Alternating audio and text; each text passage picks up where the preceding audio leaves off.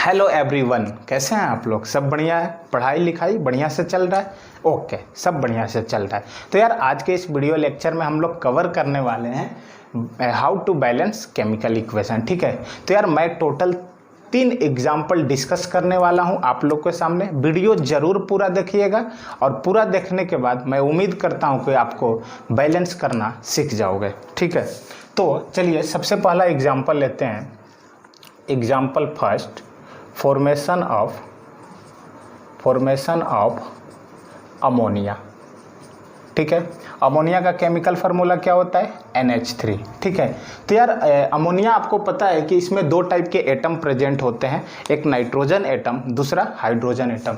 ठीक है, तो इसका मतलब जो अमोनिया प्रिपेयर होता है वो नाइट्रोजन और हाइड्रोजन से मिलकर प्रिपेयर्ड होता है। ठीक है, तो हमने सबसे पहले ले लिया N2 प्लस H2 और क्या हमने बना दिया?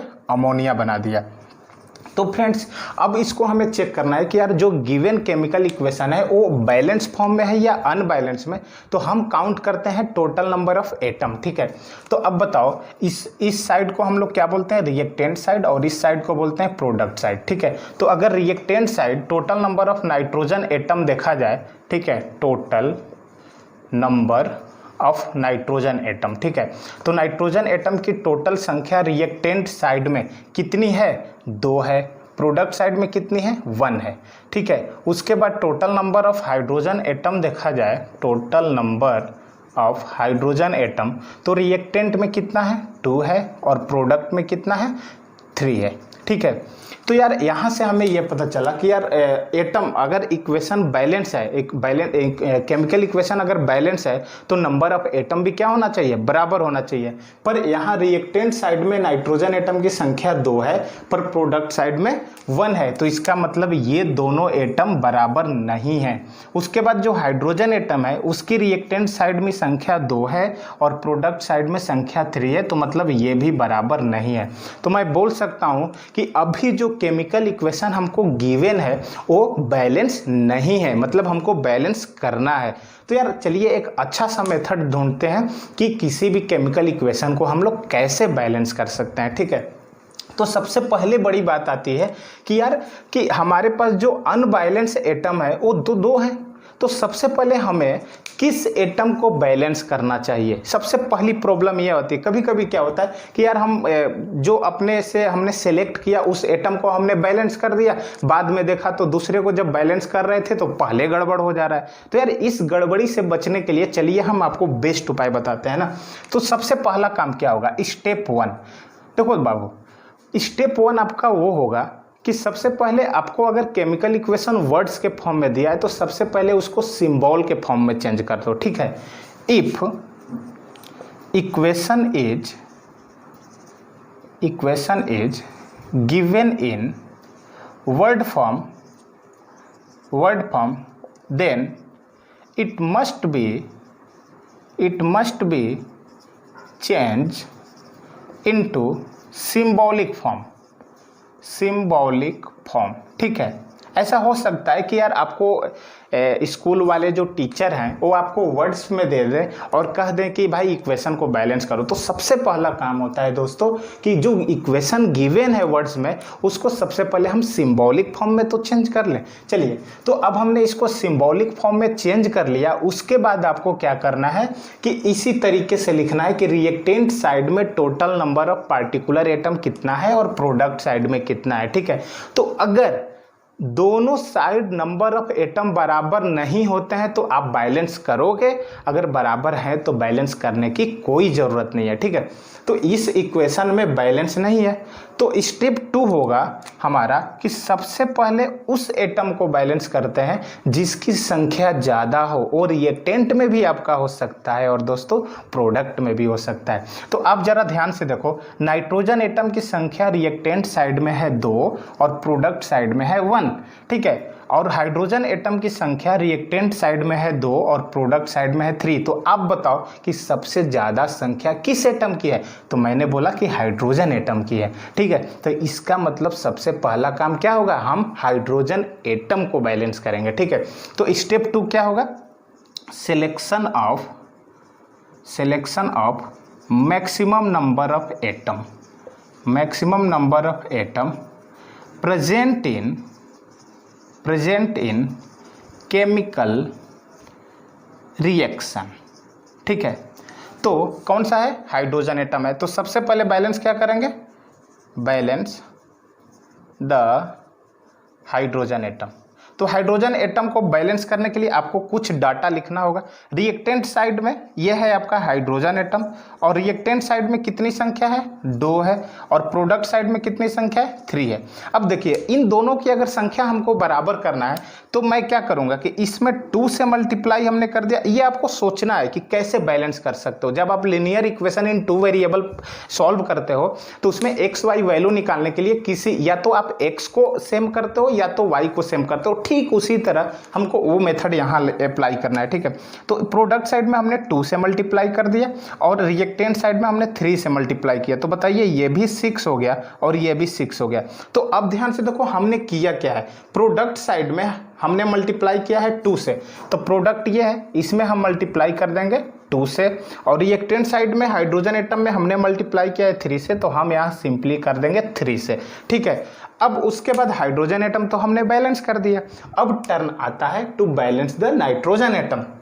तो हमारा अगला स्टेप होगा टू बैलेंस नाइट्रोजन एटम। ठीक है, अब देखो हमने तो ये जो भी चेंजिंग करोगे पहले एटम में, उस डाटा को आप केमिकल इक्वेशन में जरूर रखोगे। ठीक है, तो अब बताओ नाइट्रोजन एटम की संख्या बताओ। रिएक्टेंट साइड में कितना हो गया?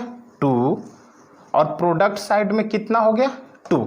यहाँ भी 2 है। तो यार यहाँ तो देखो ना, हाइड्रोजन एटम को जो ही हमने बैलेंस किया, नाइट्रोजन एटम अपने आप बैलेंस हो गया। ठीक है, तो स्टेप सेकंड तो हमने किया selection of maximum number of atom, और स्टेप थर्ड हमारा क्या रहेगा? Balance the remaining atom. ठीक है, तो यार आई होप आपको ये बात क्लियर हो गया होगा। ठीक है, तो अब चलो हम लोग एक दूसरा एग्जांपल लेकर मतलब क्लियर करते हैं कि कैसे बैलेंस हमको करना है। ठीक है, तो दूसरा एग्जांपल है आपका क्या है? चलिए शुरू करते हैं। तो एग्जांपल 2 हमने लिया फॉर्मेशन ऑफ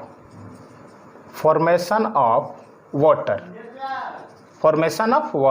तो वाटर जो बनता है आपका, हाइड्रोजन मॉलिक्यूल और ऑक्सीजन मॉलिक्यूल जब कंबाइन होते हैं तो ये फॉर्मेशन करते हैं वाटर मॉलिक्यूल का। ठीक है, तो इस साइड को हम लोग बोलते हैं, लेफ्ट हैंड साइड को रिएक्टेंट और राइट हैंड साइड को बोलते हैं प्रोडक्ट। तो बच्चों, रिएक्टेंट साइड में हाइड्रोजन एटम की संख्या है 2, और प्रोडक्ट साइड में हाइड्रोजन एटम की संख्या ये भी है 2, और ऑक्सीजन एटम की संख्या है 2, और प्रोडक्ट में ऑक्सीजन एटम की संख्या है 1। तो यार यहाँ देखो, हाइड्रोजन एटम तो ऑलरेडी बैलेंस है, इसकी संख्या तो इनिशियली ही बराबर है। ठीक है, लेकिन ऑक्सीजन एटम की संख्या क्या है? यहाँ पर बराबर नहीं है। तो प्रोडक्ट साइड में ऑक्सीजन की संख्या कितनी है बताइए? प्रोडक्ट साइड में ऑक्सीजन एटम की संख्या है 1। तो सबसे पहले हम किसको बैलेंस करेंगे? ऑक्सीजन एटम को। ठीक है, तो लिखेंगे टू बैलेंस ऑक्सीजन एटम। ठीक है, तो ऑक्सीजन एटम की संख्या रिएक्टेंट साइड में कितनी है? 2, प्रोडक्ट साइड में कितनी है? 1। तो हम क्या करेंगे कि इसमें मल्टीप्लाई कर देंगे 2 से। तो जब प्रोडक्ट साइड में हमने 2 से मल्टीप्लाई कर दिया तो अब टोटल एटम कितना हो गया? रिएक्टेंट में 2 हो गए और प्रोडक्ट में भी क्या हो गए? 2 हो गए। तो अब ऑक्सीजन एटम की संख्या बराबर होगी। चलिए, बराबर होगी तो आपने जो काम किया है वो केमिकल इक्वेशन में भी लिख लो। प्रोडक्ट में हमको मल्टीप्लाई किए हैं 2 से, तो यहाँ मैं सिंपली क्या पुट कर दूंगा? 2। लेकिन दोस्तों एक बात देखिए, हमको यहाँ 2 पुट करने से ऑक्सीजन एटम तो बैलेंस हो गया, लेकिन हाइड्रोजन एटम की संख्या, अब देखिए हाइड्रोजन एटम की संख्या अब रिएक्टेंट साइड में है आपका 2 और प्रोडक्ट साइड में हो गया टोटल 4। 2 2 जा 4। तो यार अब इसको हमको बैलेंस करना पड़ेगा। तो हम सिंपली क्या करेंगे कि रिएक्टेंट साइड को हाइड्रोजन एटम को 2 से मल्टीप्लाई कर देंगे, तो ये भी 4 हो जाएगा, ये भी 4 हो जाएगा। तो रिएक्टेंट साइड में जो हाइड्रोजन एटम है उसको हमको मल्टीप्लाई करना है 2 से। तो अब देखिए जब हमने 2 से बैलेंस कर दिया तो ये भी 4 हो गया, ये भी 4 हो गया। अब जरा इधर देखते हैं, total number of hydrogen atom in reactant side 2 2 जा 4 और इधर 2 2 जा 4। Total number of oxygen in reactant side 2 और इधर भी कितना है 2 टाइम्स ऑफ ऑक्सीजन 2। तो इसका मतलब हमारा केमिकल इक्वेशन क्या हो गया, बैलेंस हो चुका है। ठीक है, तो दोस्तों अब बढ़ते हैं हम लोग एक और इम्पॉर्टेंट टॉपिक की ओर। ठीक है, टॉपिक है how to make a chemical equation more informative।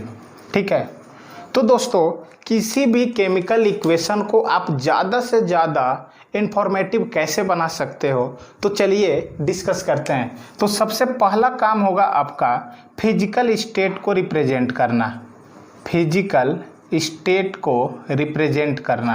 ठीक है, दूसरा आपका होगा हीट चेंजेज को मेंशन करना, हीट चेंजेज को मेंशन करना। आपको पता है कि केमिकल रिएक्शन में 2 टाइप के हीट चेंजेज होते हैं। हो सकता है कि आप केमिकल रिएक्शन में हीट सप्लाई कर रहे हो तो वैसे रिएक्शन को बोलते हैं एंडोथर्मिक, और ये भी हो सकता है कि कोई केमिकल रिएक्शन अपने आप हो रहा हो और उसमें से हीट बाहर रिलीज हो रहा हो तो वैसे रिएक्शन को बोलते हैं दोस्तों एक्सोथर्मिक। ठीक है, और तीसरा होता है आपका कंडीशन को अप्लाई करना, कंडीशन। ओके, तो चलिए यार इन 3 चीज़ों को अगर आप किसी भी केमिकल इक्वेशन में मेंशन कर देते हो तो वो इक्वेशन ज़्यादा से ज़्यादा इंफॉर्मेटिव हो जाता है। ठीक है, तो सबसे पहले बात करते हैं हम लोग बर्निंग ऑफ मीथेन के बारे में, बर्निंग ऑफ मीथेन। ठीक है, आपको पता है कि जो मीथेन, इथेन, प्रोपेन, ब्यूटेन ये सब जो गैसेज होते हैं ये आपके गुड सोर्स ऑफ एनर्जी होते हैं और ये हमको जगह जगह पर यूज करते हैं, लाइक वेल्डिंग में यूज करते हैं, घर में खाना बनाने में यूज करते हैं, मतलब बहुत सारे चीज़ें हैं जहाँ पर इसको यूज किया जाता है। ठीक है, तो मीथेन का जो केमिकल फार्मूला होता है वो होता है CH4। तो चलिए इक्वेशन लिखते हैं। आपको पता है कि किसी भी चीज़ का बर्निंग हमेशा ऑक्सीजन के प्रेजेंस में होता है। ठीक है, हमने क्या किया कि इसको जलाने के लिए इनिशियली हमने एक थोड़ी सी हीट सप्लाई कर दी, फिर क्या होगा फाइनली मीथेन की बर्निंग होगी ऑक्सीजन के प्रेजेंस में और प्रोडक्ट मिलेगा हमको carbon dioxide plus water gas और enormous amount of heat energy बाहर रिलीज करेगा और प्लस लाइट भी रिलीज करेगा। ठीक है, तो यार हमने क्या किया कि इनिशियली हमने जो मीथेन लिया है वो किस फॉर्म में लिया है, गैस के फॉर्म में लिया है। ठीक है, ऑक्सीजन किस फॉर्म में है, गैस के फॉर्म में है। ठीक है, कार्बन डाइऑक्साइड जो बाहर रिलीज हो रहा है वो किस फॉर्म में निकल रहा है, गैस के फॉर्म में निकल रहा है, और H2O जो है ये भी आपका वेपर के फॉर्म में या गैस के फॉर्म में बाहर रिलीज हो रहा है। तो यार हमने इसमें क्या किया बताइए कि सबसे पहले मीथेन का हमने फिजिकल स्टेट को बता दिया, क्या है, गैसियस फॉर्म में है। उसके बाद ऑक्सीजन का हमने फिजिकल स्टेट बता दिया, गैसियस के फॉर्म में है। और रिएक्शन के बाद जो हमें प्रोडक्ट मिल रहा है that are carbon dioxide and water, तो कार्बन डाइऑक्साइड किस फेज में निकल रहा है, गैसियस फेज में, और वाटर आपका किस फेज में निकल रहा है, वेपर फेज में, मतलब गैसियस फेज में। तो यहाँ हमने फिजिकल स्टेट को भी रिप्रेजेंट कर दिया और उस रिएक्शन से हमें क्या मिला, आउटपुट में हीट प्लस लाइट मिला। तो यहाँ पर हीट चेंजेस क्या हो रहा है, उस केमिकल रिएक्शन से हीट बाहर रिलीज हो रहा है। तो मैं बोल सकता हूँ कि जो बर्निंग रिएक्शन होते हैं ये आपके एक्सोथर्मिक होते हैं। क्या होते हैं, एक्सोथर्मिक केमिकल रिएक्शन होते हैं। ठीक है, इसमें आपका कंडीशन क्या होता है कि आप जब भी कोई चीज़ की बर्निंग करते हो तो उस समय प्रेशर कितना होता है, 1 एटमॉस्फेरिक के बराबर होता है। तो नॉर्मली जो इन्वायरमेंट का कंडीशन होता है लाइक प्रेशर, टेम्परेचर, तो वही प्रेशर पर हम कराते हैं। ठीक है, अब हम लोग बात करते हैं आगे क्वेश्चन की तरफ। ठीक है, तो इसको हम लोग मिटा देते हैं, तब बढ़ते हैं एग्जाम्पल नंबर 2 के तरफ।